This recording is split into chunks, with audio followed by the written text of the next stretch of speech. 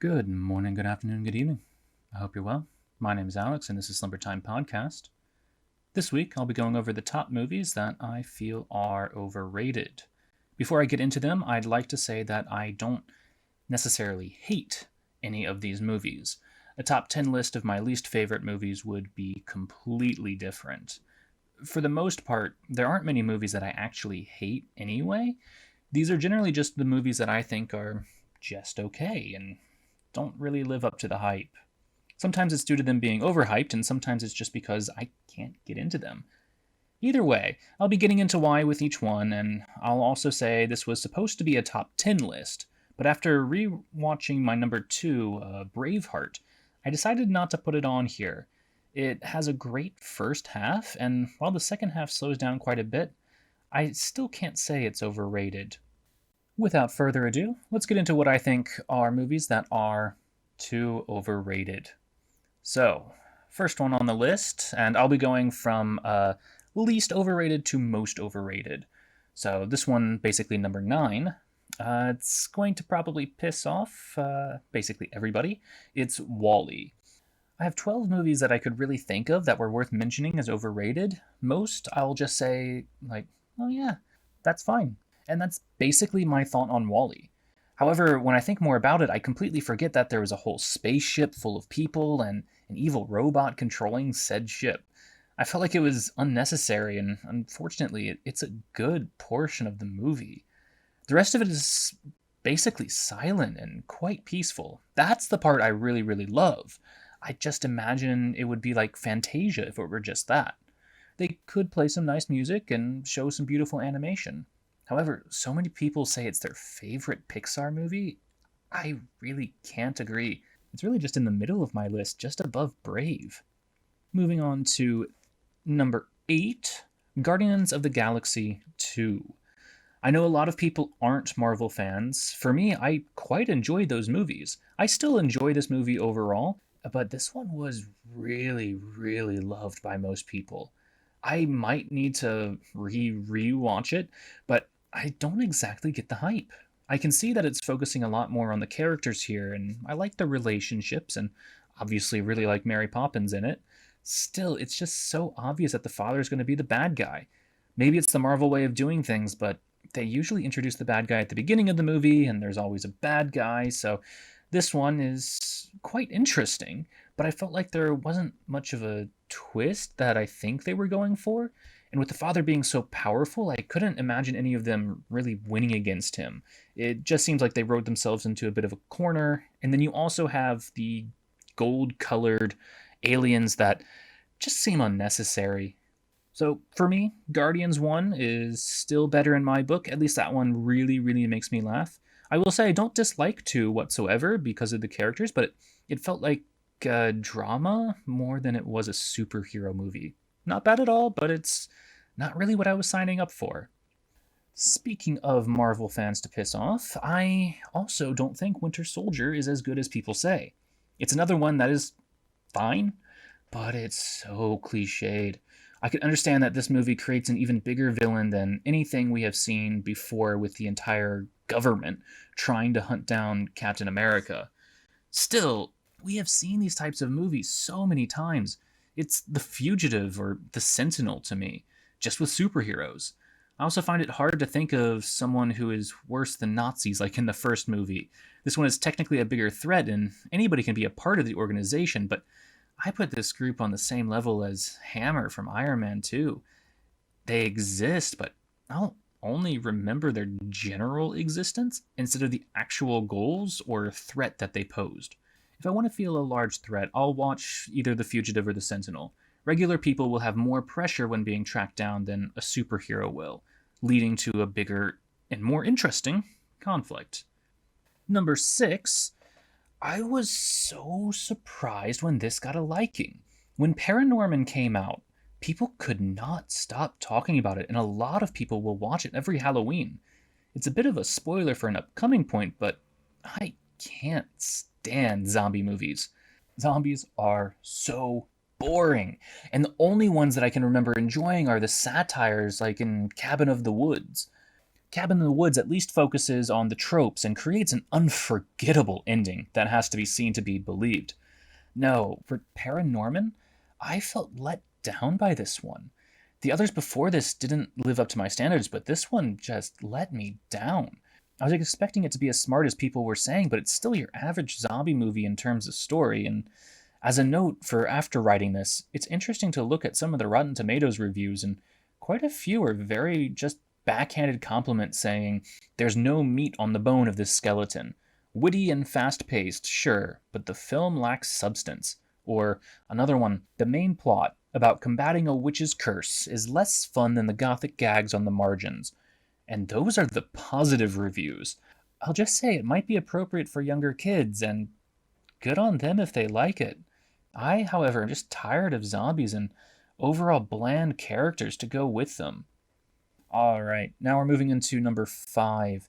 Here's a movie that most people completely stopped talking about. However, I have to put it on this list because it won 7 Oscars, including Best Director, losing to 12 Years a Slave for Best Picture. The only reason this one is so high on the list is because of that. This one is Gravity with Sandra Bullock. Aside from the last 5 minutes, I can't remember a single thing that happened in this movie. I'm glad it was short, but it was still one of the blandest movies I've seen. I'll give it this, though. It felt like an hour and a half. It could have felt so much longer, and that's not a compliment in any way. I will admit, though, this movie did create a space drama that felt like 2001: A Space Odyssey. Take that as you will, but the atmosphere was quite similar and sometimes felt exciting. I can't say much more than this is one of the most forgettable movies I've watched, and it's hard to imagine how it won Oscars.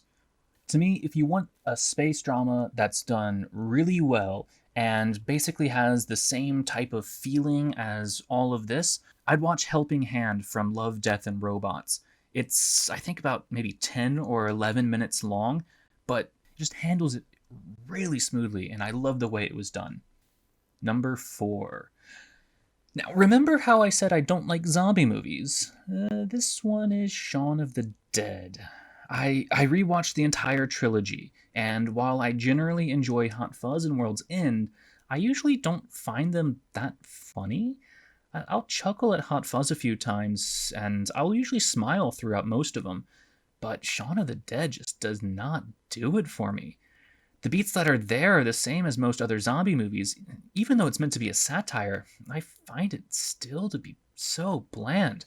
I can enjoy some of the jokes at the very beginning, with some of the quicker humor, and with Ed taking pictures of the zombies, but it's hard for me to want to follow these characters when I already know the way the story's going to turn out. I watched most of the first 2 acts and realized I know everything that's going to happen, even though I haven't seen it in forever. So I just left it on in the background and just did other things. I could be that I saw this one after the other 2, plus Paul, so I might have just been done with these 2, but I still like Simon Pegg and Nick Frost. I also just can't enjoy Ed much, though. He's so unlikable at the beginning that I don't care what happened to him, which is sad because Nick Frost is such a fun actor to watch in every other of the movies. At least with Simon Pegg in World's End, his unlikable character was funny and charismatic throughout most of the movie. I'm not going to say this is bad, but it is certainly not for me. Number 3. Speaking of Oscar winners that absolutely do not deserve one, number 3 is Avatar. When this movie came out, so many people were claiming it was their new favorite movie ever. They fell in love with the 3D and the amazing effects. Of course, so many people will point out that the story is bland and it's just a ripoff of so many other movies. Critics didn't care for this story whatsoever, and the characters were just 2D most of the time. To bring up Aristotle again, if you've listened to this podcast before, you'll have heard me say that in Poetics, spectacle is at the bottom of the list in terms of story devices. Spectacle has become more important than story for many people, but to me, it just makes it less interesting. Still, everyone could agree that the effects were amazing. I, on the other hand, did not so much. They were nice at the beginning and I could enjoy some of the landscapes for a while, but my eyes got so tired by the third act. I could not watch it much more. It started hurting to see all these rendered textures, and it felt like I was watching a video game without taking breaks. Looking at a screen that long with those effects just drove me crazy. I couldn't go back and rewatch this movie because of it. Just give me Fern Gully so I can at least enjoy Tim Curry singing. Number 2. Alright, here is one I do not get at all. This one has made me actively angry at times, and it's 2001 A Space Odyssey. It is the second most boring movie that I've ever seen in my life. Number 1, if you're interested, being the Star Wars Holiday Special. Spoiler, by the way, is my number 1 most hated movie that I've ever seen. For 2001, though, I mostly just can't enjoy most of it. It feels like an art house film that is trying to be more symbolic than it needs to be. I'll say that the scenes in the spaceship with Hal are something that I can appreciate for the most part. It's slow, but once I adapt to those scenes, I can get creeped out by Hal's voice, and I love the song Daisy when he sings it. However, for every other scene, I sat there nearly bored to tears. I was fast forwarding through the scene with all the monkeys at the beginning before realizing that this was the movie. Still, nothing happens then. Everyone tells me that this movie was amazing for its time. The effects were mind-blowing. Again, I refer to you to Aristotle's Poetics. Even then, it was one of the hardest movies I have ever had to get through. I will never revisit this movie except for the parts with Dave and Hal. That's the only part I can really appreciate. And to be completely honest, as I mentioned before, it's the first movie on this list that made me actively angry trying to figure out why so many people loved it. I'll say I don't like this and get people saying that I'm uncultured for liking it. It's really not worth that much praise anymore, no matter how you look at it. I just really cannot understand the people who put this in their top 10 movies of all time. Doctor Strangelove is so much better. And you know what? That's what I'm going to rewatch next. Now, I have 3 honorable mentions that I'm not including as a 10 spot because I don't really have much to say about them. One of them is The Count of Monte Cristo, another Django Unchained, and Harry Potter and the Order of the Phoenix. Now, my favorite book is Alexander Dumas's Count of Monte Cristo, and I've not found a single movie that can really do it right. The book has so much in it that it needs to be a television series at least, and that's why I recommend Gankutsuo. It's an animation, and it captures the story so much better than any of the movies, and allows for the revenge plot to breathe. I will say I do still prefer the book over anything done there, though. As for Django, I don't have much to talk about with it, but I was mostly just bored. The last act was the only thing I remember, and I will admit that the last act is really good. But it was not for me. As for Harry Potter, then, it's memorable, but absolutely nothing that happens in that movie has any relevance on the plot of the next movie. In the movie, people don't believe Voldemort returned. Then at the end of the movie, they do. That's it. You could have cut that completely, had people believe Dumbledore because he's so respected, and then Sirius wouldn't have had to die. That brings me to the number 1 movie that I think is entirely overrated. And this one's going to probably piss off quite a few people, especially if you didn't listen to last week's podcast. This series is beloved by most people. I cannot get into them. And to give this series the best shot I could give it, I ended up rewatching them to see if I enjoyed them. However, I ended up finding out the reason I didn't like them in the first place. So, number 1 is The Lord of the Rings. I'm not going to be discussing the book, but I will say after reading the book while I was a kid, I realized how I felt about the movies. The book was an absolute slog to get through, and I have no interest in reading it again. Even after rewatching these movies, I still don't feel they live up to the hype that so many feel. One person even said they don't know if they could be my friend for not liking these movies. A bit extreme, but I still hold that feeling to this day. I will say though, these movies create some amazing battles. They use special effects that are, for the most part, still pretty good. I actually got pulled into the story when Frodo was told to run from the Shire, and I also really loved when they lit the bonfires in Return of the King. It's also a world that was obviously developed and had a very unique feeling to it. There are times that I can still overall appreciate, but I have so many issues with these movies beyond just the normal complaints, like the length. I will start by saying the two main characters, Frodo and Sam, are beyond bland. Frodo has almost no personality for the first movie, and he's playing second fiddle to the rest of the group and does almost nothing. The story moves around him while he stays still. He only starts having unique characteristics when the ring starts affecting him. However, he just comes across as a dick because you just know him as a nice guy. As many women will tell you, nice isn't a personality trait. At least in the Ralph Bakshi movie, Frodo will do things. I will say, though, the Ralph Bakshi movie is better than Fellowship and Two Towers, in my opinion. But of course, still, this one does do some things better, like Sam is a bit better, but he's still not interesting. Maybe if we knew what they were like as friends before going on the adventure. I see he's supportive of his friends and he'll defend them. That's one more dimension than Frodo, but not enough. Every time those two are on screen, I do not care what they're doing, and I always check out and look at my phone. One good point, though, is that the side cast is quite interesting. They do have characters, for the most part, which I appreciate. Related to Sam and Frodo, the pacing also feels just all over the place in the first two movies, especially. It's slow in the wrong parts, while fast in others. So much could be cut out. Like, as I discussed a bit in the last podcast, Merry and Pippin don't need to be taken by the orcs. They could have escaped with Aragorn's group and joined up with Gandalf randomly like they did in the Two Towers.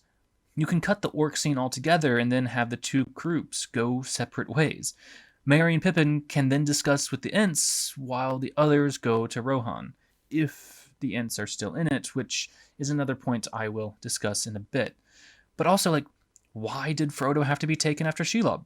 Why did they have to get put in the army heading out? There are things that get in the way without going absolutely anywhere. Now, my main issue, as I mentioned before, is why is Saruman necessary? Why couldn't the orcs in Mordor just join forces with Saruman's troops, or they could have even cut Helm's Deep completely to build up to one major battle, which is when they can light the bonfires and get the other kingdoms to help? There is very little impact from Saruman's actions, and he just disappears in the original Return of the King, and there's no connection to the rest of the story, so the whole story with Rohan could be cut down so much shorter, and Wormtongue, for example, could have just been controlled by Sauron. Also, who in the world are the people with the elephants? I don't care if the book explains it. If it's not in the movies, it's not well done. At the very least, the books and the movies could have been streamlined quite a bit more. Even if they didn't, several of the conversations here could have been cut down. Most can be summarized quickly, or they're completely unnecessary. If an abridged version is ever made, that's what they should do. Again, the Ralph Bakshi movie cuts down Two Towers to maybe 50 minutes. I also hear so often that it's like a D&D session, and Tolkien breaks the first rule of D&D: never separate the party. It could work at times when you have two stories parallel to each other, but they need to interact as well.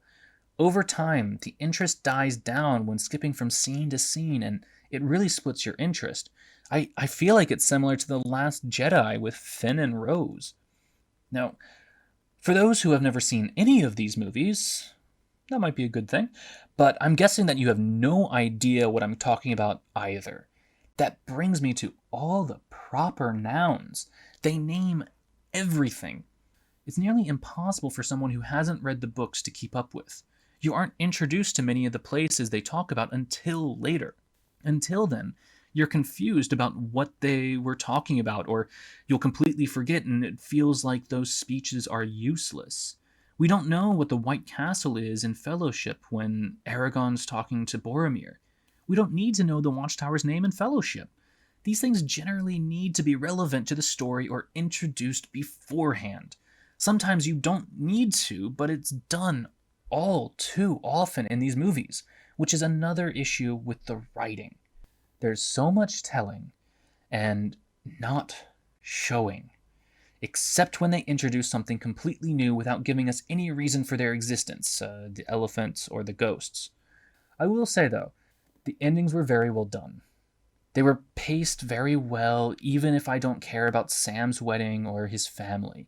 But still, it's 3 movies full of exposition. I think it could have been a better chance as a TV series to give it time that it needed, or it could have been cut to somewhere between Bakshi's version, which took 2 hours, and Jackson's first 2 movies, which took 8 hours. The last things I'll mention are that most of the deaths just have no impact. The magic's boring. The best example of just a boring death is King of Rohan's son. Did we ever know him? Why should I care? They spent so much time when he died, but I will say when the King of Rohan died, that did have weight. As for the magic, so many say Gandalf is like a god. But if you watch the magic that's done, it reminds me of the bending in M. Night Shyamalan's The Last Airbender. There's a lot of build-up for a very small effect, like with the lightning Saruman conjured on the mountain, or the fire that he makes in Return of the King. Anyway, that's just me venting about most of this. I don't get why this is such a popular movie. I understand for the most part that those who read the books and loved the books, this is a love letter to the book, but I can't get why everybody can get behind these movies. All right, that's it for today. If you have any comments or any other movies that you think are quite overrated, please leave them in the comments below. Thank you again very much for listening today. Just remember, we're here and we're listening.